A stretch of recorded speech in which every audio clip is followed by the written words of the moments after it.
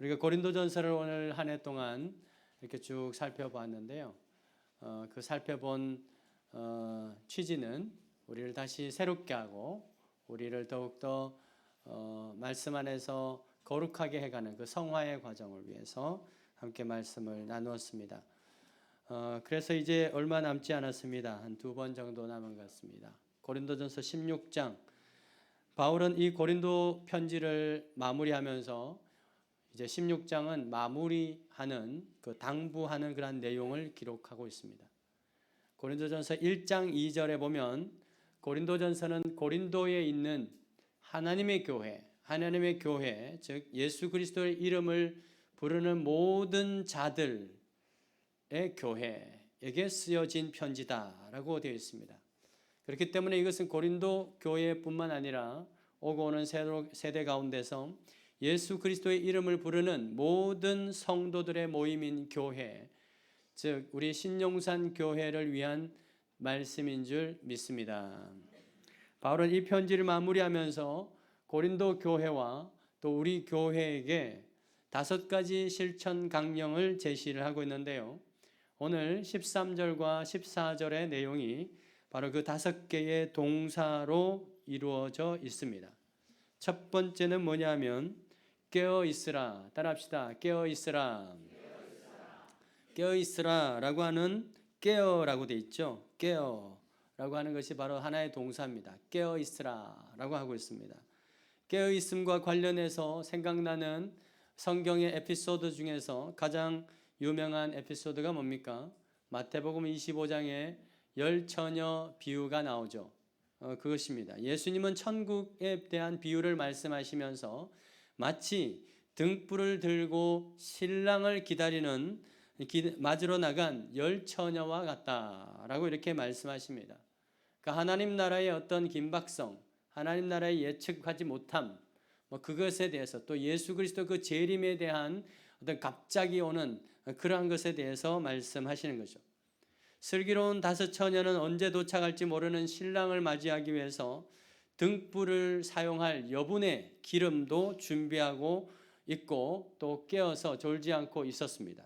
하지만 어리석은 5처녀는 여분의 등불을 준비하지 않고 또 신랑이 더디 오기 때문에 자고 있었다라고 하는 것이죠. 어쩌면 이 어리석다고 일컬어지는 이 5처녀가 자기들 나름대로는 우리가 슬기롭다라고 생각했던 것 같습니다. 왜냐하면 이 당시에 통상적으로 또 신랑 그 결혼식을 하는 어떤 시간과 예측되는 것이 있지 않겠습니까? 그런 예측 안에서 이 정도 기름이면 충분하겠지라고 자기들 나름대로 생각 가운데서 준비를 했을 것입니다. 그러면서 여분을 더 많이 아는 사람을 보면서 이렇게 또 말했을 건데 넌 왜 그렇게 많이 준비하니? 쓸데없이 라고 말했겠죠. 그런데 또 생각보다 예상보다 더디 오게 됩니다. 신랑이 오지 않는 거예요. 그래서 이 어리석은 5처녀는 나름대로 자기들 생각대로 지혜롭게 오늘 안 오시나 보다 내일 오겠지라고 이럴 때는 자는 게 상책이야. 자는 게 지혜로운 거지. 푹 자고 일어나서 내일 기다려야 되지 라고 생각을 했겠죠. 그러면서 밤새 잠자지 않고 기다리는 자매들을 보면서 왜 그렇게 바보같이 기다리고 있니? 잠이나 자지 라고 말했을 것입니다. 그런데 결론은 어떻게 됩니까? 우리가 잘 아는 대로 기름을 준비하고 깨어 기다렸던 5처녀들은 신랑과 함께 혼인잔치에 들어갈 수 있었고 잠을 자고 있었던 이 5처녀들은 참여하지 못하게 되었다라고 하는 것이죠. 자, 이 비유를 마치면서 예수님께서 이렇게 말씀하십니다. 마태복음 25장 13절 읽어보십시다. 시작. 그런즉 깨어있으라 너희는 그 날과 그 때를 알지 못하느니라 라고 말씀하셨어요. 바로 직전에 동일한 말씀을 하셨습니다. 시작. 그러므로 깨어있으라 어느 날에 너희 주가 임할는지 너희가 알지 못한다 라고 했습니다. 바로 이 말씀을 보면 저와 여러분들이 왜 깨어 있어야 되는지 그 이유를 분명하게 말해주고 있습니다. 왜 깨어 있어야 됩니까? 알지 못하기 때문에, 우리가 그 날과 그 때를 알지 못하기 때문에 그렇습니다. 예수님은 제자들에게도 이렇게 말씀하셨습니다. 언제 오십니까? 그랬더니 때와 시기는 너희가 알 바가 아니다. 이것은 왜요? 아버지의 권한에 있기 때문에 알 바가 아니다 라고 하면서 가르쳐 주지 않았습니다. 자, 교회는 다시 오실 예수님을 기다리는 마라나타 공동체입니다. 그런데 그 날은 언제 오실지 그 날은 아무도 모르기 때문에 늘 성령의 기름으로 우리를 가득 채워서 빛을 밝히고 깨어 있어야 하는 것이죠. 바로 이것이 교회의 사명입니다. 그래서 예수님은 너희들은 빛이라 했지 않습니까?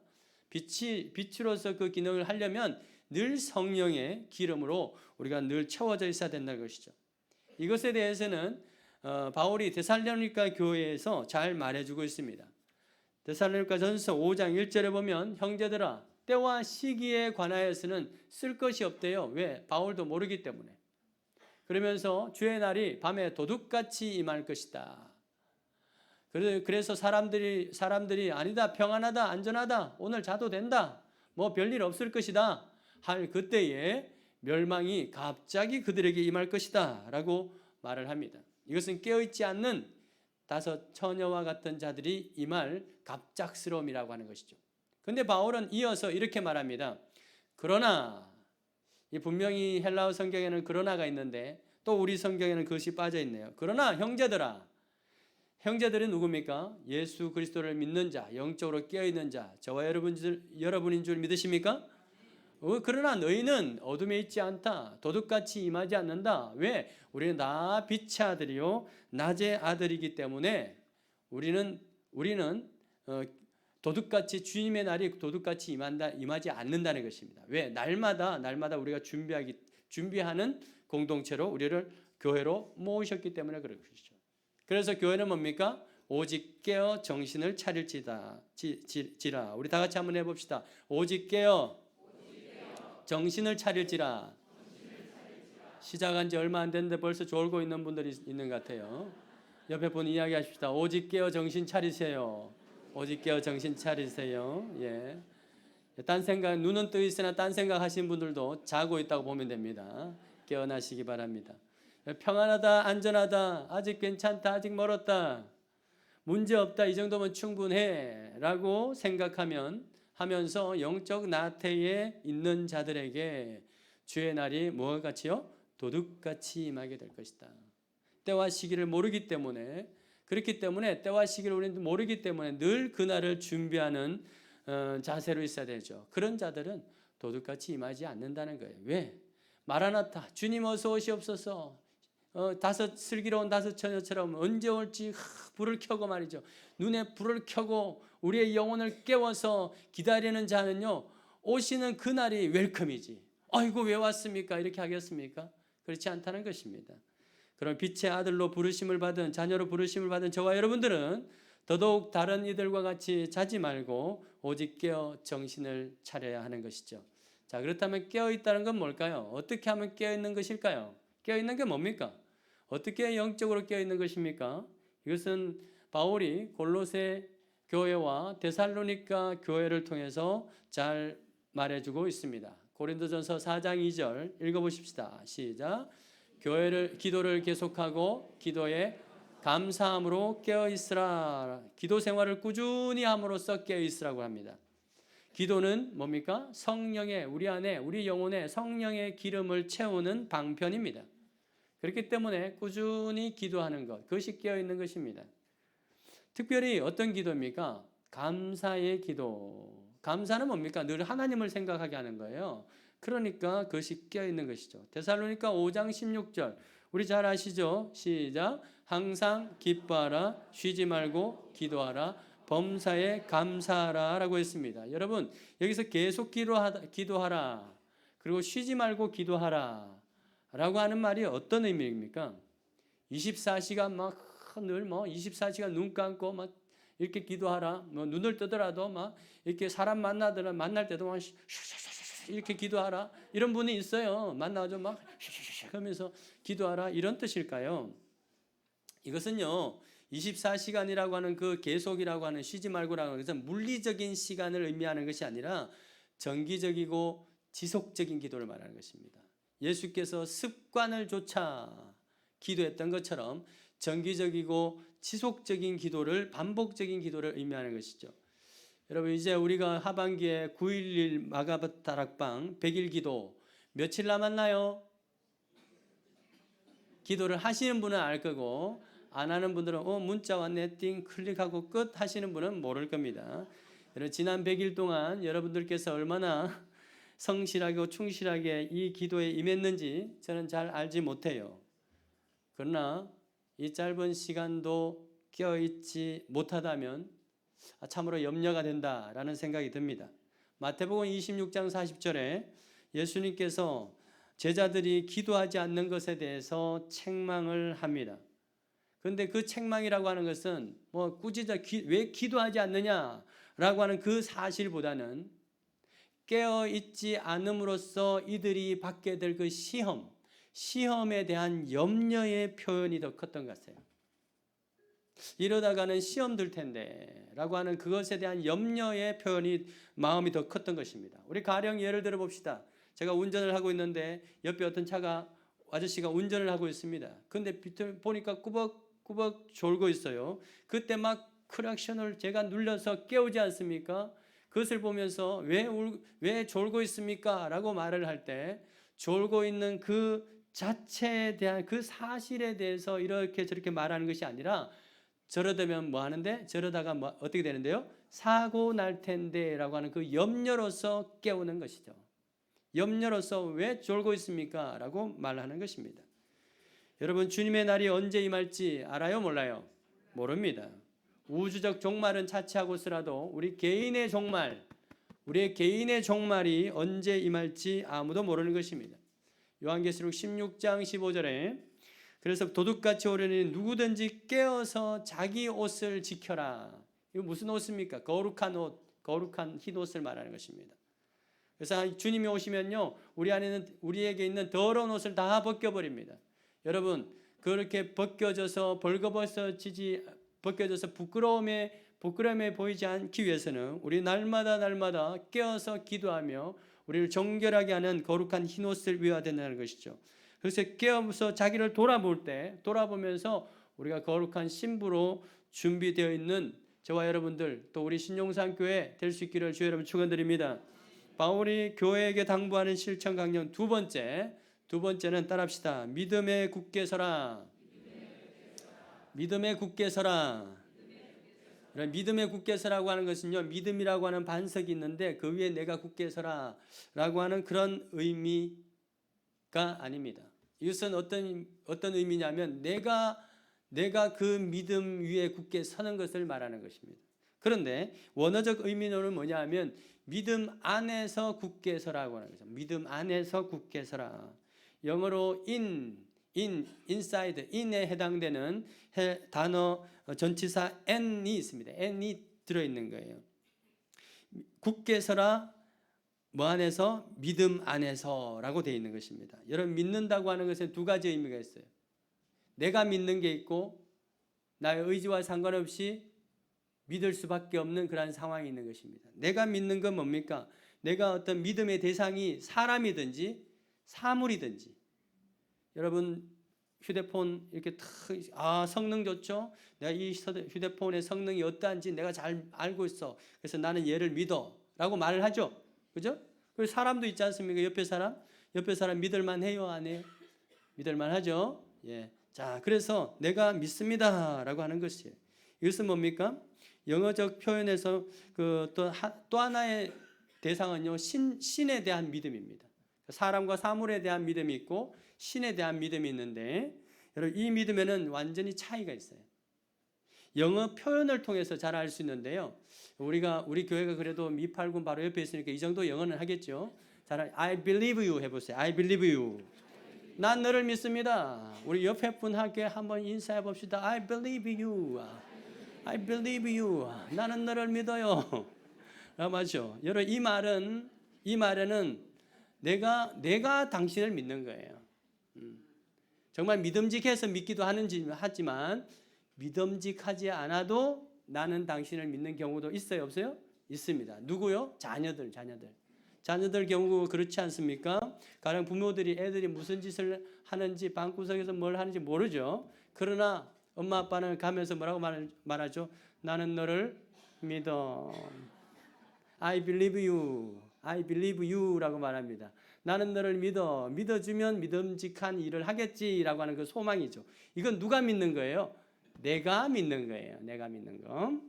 그렇지만 두 번째 믿음인 하나님께는 I believe God이라고 할 수 없습니다. 그것은 잘못된 표현이에요. 굉장히 교만한 표현입니다. 내가 하나님을 믿는다는 뜻이죠. 여러분, 하나님은 내가 믿고 싶다고 믿고 싶지 않다고 믿지 않아지는 그런 존재이십니까?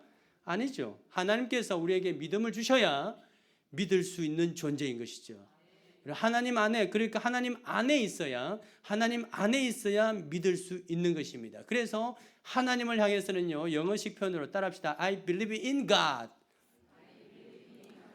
원래 그렇게 해요. I believe in God이라고. I believe God이라고 하지 않아요. I believe in God입니다. 문자 그대로 의미하면요, 나는 믿습니다. 뭐 안에서? 하나님 안에서.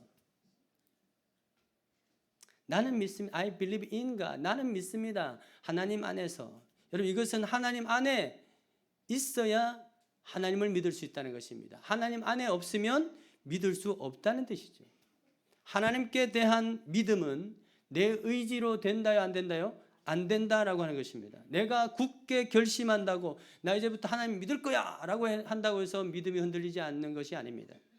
여러분, 하나님 안에서 하나님 안에 내가 있고 하나님께서 나를 꽉 붙들어 주셔야 굳건한 믿음으로 설 수 있다라고 하는 것이죠. 그래서 바울은 믿음에 굳게 서는 것을 나무가 세워지는 것에 비유하고 있습니다. 골로새서 2장 6절, 우리 잘 아시는 말씀이죠. 그 안에 뿌리를 박으면, 예수 그리스도를 주로 받았으니 우리가 누구 안에요? 그리스도 안에 뿌리를 박으며 어떻게 해요? 세움을 받아서, 우리 스스로 서는 것이 아니에요. 그리스도 안에서 서로 세움을 받아서 그렇게 되어야 어떻게 해요? 믿음에 굳게 선다라고 말하고 있습니다. 여러분, 나무를 새로 심으면 넘어질 수 있기 때문에 세 개의 지지대를 딱 해서 세워줍니다. 그래야지 뿌리가 내리게 되고 그 안에서 세움을 받아야 돼. 그래야지 바람에 흔들려도 넘어지지 않게 되고 굳건하게 서게 되는 것이죠. 믿음도 마찬가지입니다. 그리스도 예수 안에서 우리가 뿌리를 내리고 그 안에서 그리스도로 말미암아 붙들려서 잡힘이 되어야, 그래야 쓰러지지 않고 굳건한 믿음에 설 수 있다는 것이죠. 그렇다면 그리스도 예수 안에서 세움을 받는다는 것은 또 뭡니까? 어떻게 하면 그리스도 예수 안에서 세움을 받을 수 있을까요? 여러분, 이것이 바로 고린도전서에서 바울이 계속해서 강조하는, 우리 지난번에 한번 했는데요. 따라합시다. 오이코도메오. 이게 뭡니까? 서로 덕을 세우는 것이죠. 저와 여러분들은 그리스도의 몸의 지체인 줄 믿으십니까? 그렇기 때문에 우리 공동체 안에서 서로가 서로를 세워줄 때 그 사람이 믿음 안에서 굳건하게 세워줄 수 있는 것이죠. 나 혼자서 공동체 필요 없어, 나 혼자서 서겠다, 쉽지 않다라고 하는 것입니다. 그리스도 안에서 그 있을 때 그 믿음이 세워진다라고 하는 것이죠. 그래서 서로가 서로를 굳건하게 세워가는 것입니다. 여러분, 그래서 우리는 공동체가 중요하고 교회는 공동체로 부르신 것이고 또 셀이 중요하고 또 각종 또 부서 안에서의 그러한 모임들이 또 중요한 것입니다. 왜? 그것을 통해서 그리스도의 세우심을 받고 그것을 통해서 우리의 믿음이 더욱더 굳건해질 수 있기 때문에 그런 것이죠. 자, 교회를 위한 실천 강령 세 번째, 네 번째 함께 보도록 하겠습니다. 본문 말씀에 보면 남자답게 강건하라 라고 되어 있는데 헬라어 단어에는 두 개가 딱 분리되어 있습니다. 남자다워라 그리고 강건하라 라고 되어 있는데요. 남자다워라 라고 하는 것은요, 이게 보통 남자들이 더 용감하잖아요. 이제 그렇게 의역을 하는 겁니다. 그러니까 용감하라 라는 것이에요. 용감하라. 그리고 강하라 라고 하는 것입니다. 자, 그래서 이걸 굳이 분리할 것 없고 세 번째, 네 번째는 함께 보도록 하겠습니다. 바울의 이 말은 이 남자답게 강건하라, 또 용감하라, 강건하라, 이 말은 일찍이 이스라엘을 향한 하나님의 말씀을 떠올리게 하는데요. 신명기 31장 6절, 우리 다 같이 잘 아시는 말씀, 우리 자신을 향해서 한번 읽어보십시다. 시작. 너희는 강하고 담대하라. 두려워하지 말라. 그들 앞에서 떨지 말라. 왜요? 내 하나님 여호와 그가 너와 함께 가시며 결코 너를 떠나지 아니하시며 버리지 아니하시길 것이기 때문이다. 아멘. 여러분, 우리 하나님의 성도가 어떠한 환난과 또한 역경과 시험과 어려움 가운데서도 강하고 담대할 수 있는, 할 수밖에 없는 그러한 이유에 대해서 이 말씀이 분명하게 말하는데, 그 뭡니까? 여호와 하나님이 나와 함께 동행하시고, 할렐루야. 여호와 하나님께서 우리 교회와 함께 동행하시고, 아멘. 또 결코 우리를 떠나거나 버리지 아니하실 것이기 때문에 우리는 담대할 수 있다는 것입니다. 여러분, 여호수아와 이스라엘 백성들은 바로 이 약속의 말씀을 의지하고 이 말씀 안에 있었기 때문에 그들은 여전히 넘실거리는 그러한 요단강 속에 몸을 집어 던질 수 있었던 것이죠. 홍해는 갈라진 것을 지나갔습니다. 그래서 이 40년 동안 이제 하나님의 임재와 하나님을 경험하고 하나님이 우리와 함께 하심을 경험했기 때문에, 그 믿음 안에 있기 때문에 그들은 요단강이 갈라지기 전에 발을 담그고 몸을 집어 던진 것입니다. 여러분, 이러한 용기 있는 행동은 무엇 때문입니까? 그들이 하나님께서 주시는 그러한 믿음의 안에 거했기 때문에 그런 것입니다. 이는 앞서서 믿음의 굳게 서라와 같은 맥락으로 이해할 수 있는데, 여러분, 우리 스스로의 담력과 우리의 용기만으로는 결코 강하고 담대할 수가 없습니다. 그렇지 않습니까? 사람들이요, 또 신앙생활 오래 하면요, 믿음이 센 것처럼 센 척하지만요, 실상은요 너무나도 약하고 겁이 많아요. 아무 일 없으니까 지금 믿음 센 것 같죠? 그렇지 않습니다. 믿음 엄청 좋게 보여도요, 실상은 작은 일에도 마음이 쪼그라드는 것이 우리의 연약한 모습이죠. 예수님은 무엇을 먹을까, 무엇을 마실까, 무엇을 입을까 염려하지 말고 먼저 그의 나라와 그의 의를 구하면 이 모든 것을 너에게 더하시리라 라고 하셨는데, 우리는 통장의 잔고가 조금만 떨어지면 또 마음도 확 떨어지는 겁니다. 그래서 불안한 거예요. 히브리서 기자는 이렇게 말합니다. 돈을 사랑하지 말고 있는 바를 족한 줄을 알아라 라고 했습니다. 왜? 그 이유가 뭡니까? 주님이 결코 우리를 버리지 아니하고 너희를 떠나지 아니하시리라, 할렐루야, 라고 말씀하셨는데, 우리는 주님이 나를 떠나는 것보다 돈이 나를 떠나는 것이 더 불안해요. 그래서 돈을 구하기 위해서, 주님 구하지 않고 돈을 구하기 위해서 주님을 떠나는 경우들을 많이 보게 된다라고 하는 것이죠. 여러분, 어떤 분은 마음속으로 나는 그렇지 않습니다, 저는 어떤 상황에도 담대하고 강할 수 있습니다 라고 말씀하시지만, 여러분, 그 목소리를 함부로 높이면 안 됩니다. 왜? 제가 경험해 보니까요, 세상에 목소리 큰 사람 치고 용기 있는 사람을 본 적이 없습니다. 베드로를 보십시오. 모두 주를 버릴지라도 결단코 나는 버리지 않겠습니다 라고 목소리를 높였는데, 하루가 채 지나기 전에 예수님을 3번 난 모르는데요 3번 부인하는 그러한 쫀챙이 모습을 보게 된 것이죠. 겁쟁이였습니다. 진짜 믿음이 센 사람은 목소리를 높이지 않습니다. 믿음 없는 그 바리새인들 보세요. 믿음 센 척 하려고 광장에서 막 손 들고 막 세게 막 기도하잖아요. 그거 하나도 센 게 아닌 것이죠. 정말 믿음 센 분이 누구십니까? 예수님 어떻게 하셨어요? 마태복음 12장 9절에 보면 다투지도 아니하고 들레지도 아니하고, 이 뭡니까? 이게 목소리를 크게 하지도 않는다는 거예요. 아무도 길에서 소리를 듣지 못하리라 라고 하셨습니다. 바로 그분이 예수님입니다. 예수님의 이 담대함과 이 강건함은 도대체 어디서부터 나온 것일까요? 예수님은 아버지 하나님이 나와 함께 가시고 나를 떠나지 아니하시고 나를 버리지 아니하신다는 그 믿음 안에 늘 거하고 있었기 때문에 예수님은 강하고 담대할 수 있었던 것입니다. 용감하게 그 십자가로 올라갈 수 있었던 것이죠.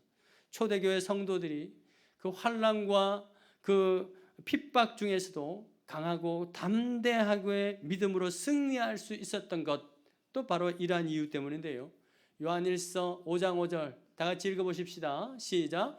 예수께서 하나님의 아들이심을 믿는 자가 아니면 세상을 이기는 자가 누구냐? 예수님이 하나님의 아들이시며 구원자이신 것을 믿으십니까? 그렇다면 우리는 이기는 자가 될 수 있다는 것입니다. 사랑하는 여러분, 늘 깨어서 기도함으로 하나님께 대한 믿음에 굳게 서서 또 강건하고 담대하게 되기를 주의 이름으로 축원드립니다. 이런 사람이 교회를 위한 마지막 실천 강령을 또한 잘 수행할 수 있는데요. 마지막 5번째는 뭡니까? 한번 읽어보십시다. 시작. 모든 일을 사랑으로 하라. 모든 일을 사랑으로 하라.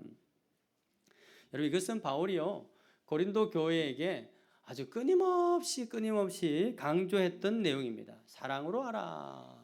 모든 것을 사랑으로 질서 있게 하라. 이렇게 말을 했죠.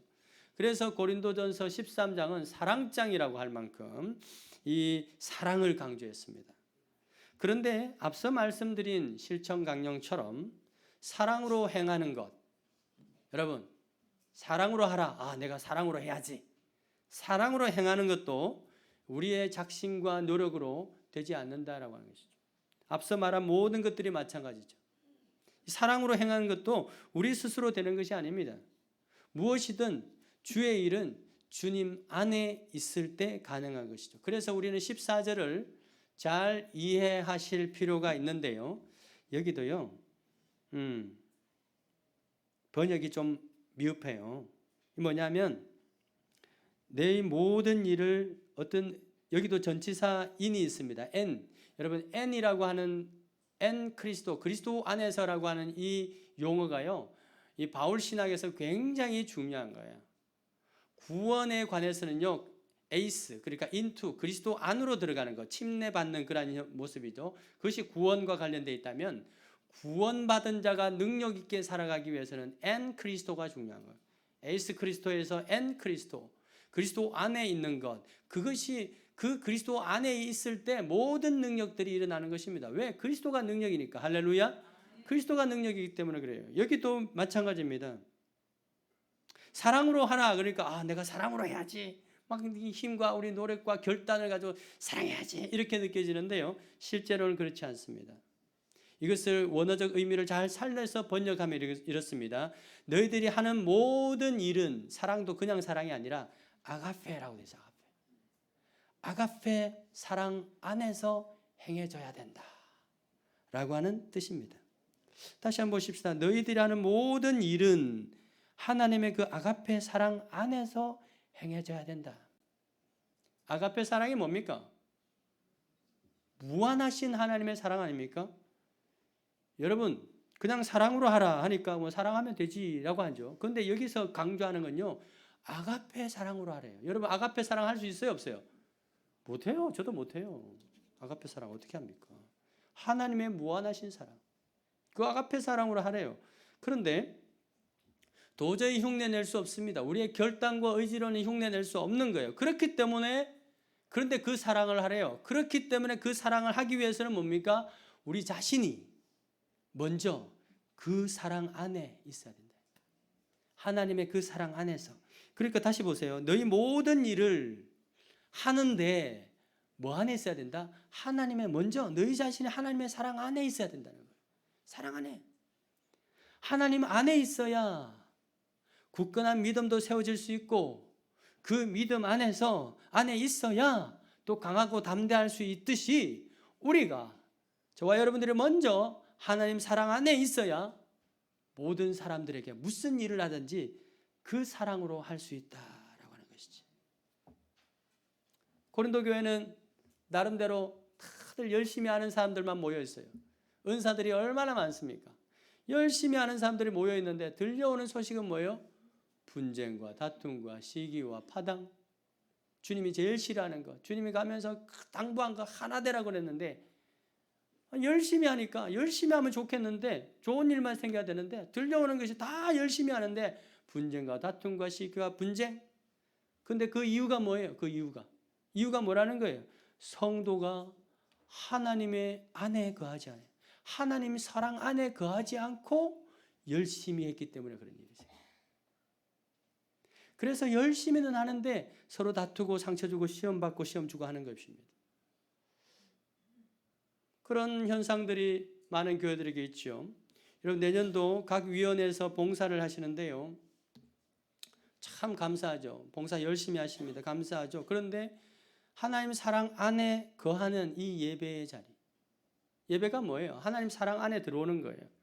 이 예배 자리에 형편상 들어오지 못하고 봉사하시는 분들은 그걸 멈추시고 먼저 예배에 충실하시기 바랍니다. 부탁드립니다. 여기 있는 분들한테 백날 말해봐야 소용없죠. 그리고 또 하나, 한 부서에서 오래 섬겨서 타성에 젖어서 하나님의 사랑으로 섬기지, 하나님의 사랑이 고갈되고 하나님의 사랑으로 섬기지 아니하고 않게 되고 내 어떤 열정으로만 하고 있는 분들이 있다면 내년에는 다른 부서로 옮겨서 새로운 마음으로 하시든지 아니면 1년 동안 안식년을 가지면서 하나님 안에서 충만함을 회복할 수 있기를 바랍니다. 하나님 사랑 안에 거했다가 다시 봉사를 해야 다툼도 없고 시험도 없고 내 주장도 없고 나도 시험 안 받고 남도 시험 안 주고 그래서 뭐예요? 그래야 이 사랑의 열매를 풍성하게 맺을 수 있는 것이죠. 요한복음 15장 4절에 예수님은 사랑의 열매를 많이 맺기 위해서 이렇게 말합니다. 다 같이 읽어보십시다. 시작. 내 안에 거하라 나도 너희 안에 거하리라 라고 했습니다. 내 안에 거하라 나도 너희에게 거하리라. 주님 안에 거하라고 말씀하십니다. 가지가 포도나무에 붙어 있지 않으면 스스로 열매를 맺을 수 없는 것처럼 우리도 주님 안에 거해야 그 사랑의 열매를 맺을 수 있는 것입니다. 내가 사랑해야지 라고 해서 안 된다는 거예요. 우리가 먼저, 내가 먼저 하나님 사랑 안에 거해야 사랑으로 행할 수 있다라고 하는 것입니다. 요한복음 15장 9절에도 예수님은 이렇게 말합니다. 아버지께서 나를 사랑하신 것 같이 나도 너희를 사랑하였으니 나의 사랑 안에 거하라. 따라합시다. 나의 주님의 사랑 안에 거하라. 이건 뭡니까? 예수님이 지금 우리를 초대하고 있는 겁니다. 당신의 그 사랑 안에 초대하고 있는 것입니다. 여러분, 우리는 우리 스스로의 힘과 능력으로 누군가를 사랑하면서 행하는 것은 너무너무 어렵습니다. 그렇죠? 어렵습니다. 그러나 우리가 주님의 사랑 안에 거하는 것은 너무너무 쉽습니다. 왜냐하면 주님께서 이미 우리를 초대하고 계시고 우리가 오기를 기다리고 있기 때문에 내만 마음 먹으면 주의 사랑 안에 거할 수 있는 것입니다. 그렇기 때문에 우리는 주님 사랑 안에 거하기만 하면 주님의 그 사랑의 힘을 입어서 모든 사람을 또한 주님의 사랑으로 사랑할 수 있게 되는 줄 믿으시기 바랍니다. 여러분, 그날이 언제 임할지 아무도 알 수 없습니다. 아무도 모르는 거예요. 우주적 종말뿐만 아니라 개인적 죽음과 같은 두려움의 날이 언제 임할지 아무도 예측할 수 없습니다. 2020년도 또 무슨 일이 일어날지 여러분 알아요, 몰라요? 몰라요. 그래서 불안하죠. 그래서 많은 사람들은 점집도 찾아가고 그 불안을 해소하기 위해서 또 운세도 보고 타로점도 하고 아이들은 젊은이들 타로점 해가지고 하고 하다 못해 돈 없으면 화토점도 보고 오늘 귀인이 오시네 그러고 막 그렇게 하고 있는 거예요. 여러분, 하나님께서 사람이 태어날 때 죽을 날을 알려주지 않는 이유가 뭘까요? 여러분, 마지막 날을 딱 태어날 때 이 사람 태어났다 몇 날 몇 시에 죽는다라고 하는 어떤 생체의 어떤 시간이 딱 계산되어 있어서 그 시간을 딱 알면 여러분들이 정말 인생 설계를 잘해서 선하게 살 것 같으세요? 제일 부러워하는 우편 강도처럼 되지 않을까 싶습니다.